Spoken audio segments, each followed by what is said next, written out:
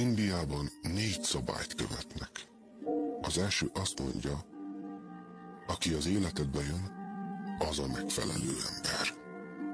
Senki nem jön véletlenül az életünkbe. A körülöttünk lévő emberek, akik velünk érintkeznek, hogy találkozzunk, okkal vannak ott.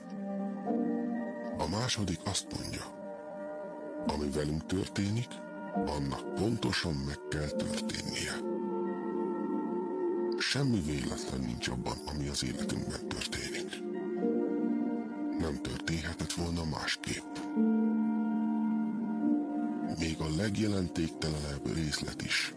Nincs az, ha másképp csináltam volna, minden másképp történik. Nem. Pontosan az történt, aminek történnie kellett. És így kellett lennie, hogy megtanuljuk a szükséges leckét és tovább lépjünk.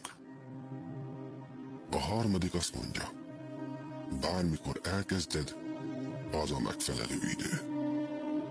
Minden a legjobbkor kezdődik. Nem előtte, nem utána. Amikor készen állunk valami új kezdetére, az életünkben, akkor kezdődik.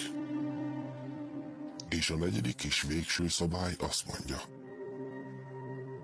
ha valami véget ér, akkor véget ér. Ha valami véget ért az életünkben, az a saját érdekünkben volt.